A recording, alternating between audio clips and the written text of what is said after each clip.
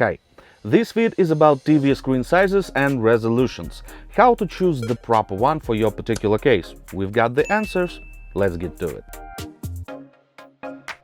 I guess we've all heard the phrase "the bigger the better," right? Wrong. Because sometimes the screen can be too big to see it all. Have you ever been to a movie theater in the front row, sitting with your hand up high, turning it from left to right to see the entire screen? Well, that's exactly what happens when you buy a TV that's too big, just on a smaller scale. On the other hand, if it's too small, you won't be able to see some tiny details, like a football during a game. And on top of that, some movies are just unwatchable on a small screen. You can try to choose the size randomly and see if you are lucky or not. Or you can use statistics. It states the distance from your eyes to your screen must be 2.5, maybe 3 sizes of the screen itself. Let's do some maths. If you want to deal in normal units, you should transform inches into proper centimeters, multiplying them by 2.5. That means 55 inches is 138 centimeters. And that means 4 meters is a proper distance for a 55-inch screen. If you want to deal in weird units, just deal in weird units and don't multiply the screen size by 2.5. You'll get the distance in inches. And don't get me wrong, I'm not saying 60 inches for that distance will be too big of a screen, or 50 inches would be too small. No. You can buy a bigger or a smaller one, just not significantly bigger or smaller one. And that statistics wasn't fabricated by me, it's just people's collective experience. But there's a tiny but in all that.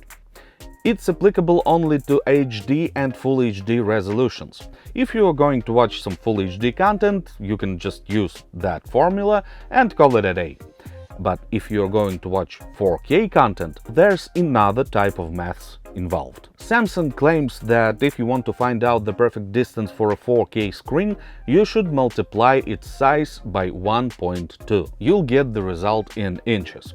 For proper metric system, you should, again, multiply the result by 2.5. Using that Samsung's advice, it turns out a perfect distance for a 55-inch screen would be 1.5 meters. That's too close, if you ask me. And that advice is given by a brand that sells TVs. And bigger TVs cost more. I hope you get what I'm trying to imply here. I would multiply the size not by 1.2, but by 1.5, maybe 1.7. That means 2 meters and 10 centimeters is a perfect distance for a 50-inch screen. And in my opinion, it's better, like way better. On the other hand, you can stick to Samsung's advice. Now let's talk about the screen resolution. HD is 1366 by 768. Full HD is 1920 1080. 4K is 3840 by 2160. 8K is 7680 by 4320. What are those numbers? Those are the numbers of pixels accordingly, horizontally and vertically. If you split any image into pixels, the more pixel it has, the better. Here's the same photo in different resolutions: 8K, 4K, Full HD and HD. Fun fact, probably you are watching this exact video in Full HD. That's why you won't see the difference between 8K, 4K and Full HD. To see it, you'll need an 8K screen for an 8K image and a 4K screen for a 4K image. Even if you have any of those, we're uploading vids in Full HD. That's why you won't see no difference at all. But with every step the resolution downscaled, and by a lot. Now imagine seeing it on a 50-inch screen. Will you see the difference? Damn right you will. So maybe you should buy an 8K TV?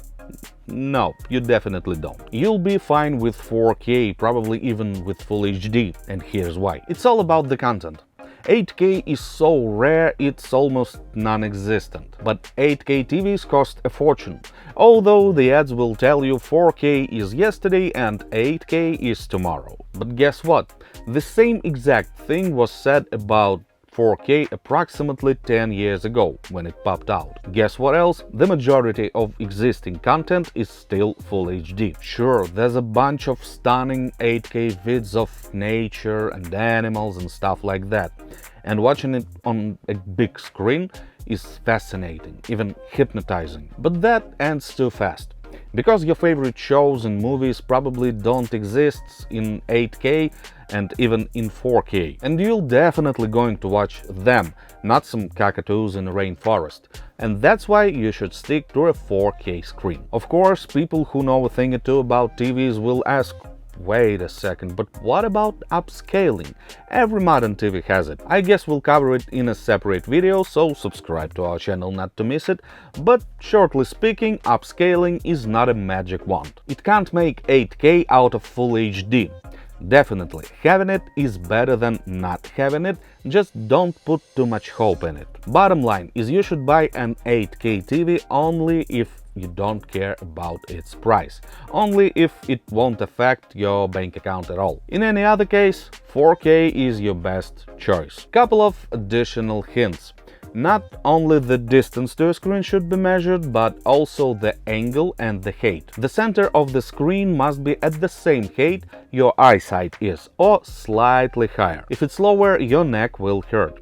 If you have to turn your head left or right to watch it, you'll have neck pain too. And if you'll have to look up to watch it, don't forget about the first example with cinema front row.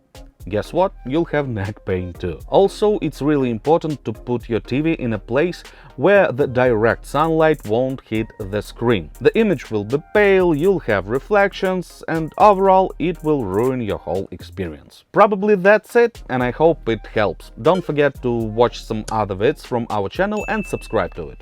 See ya!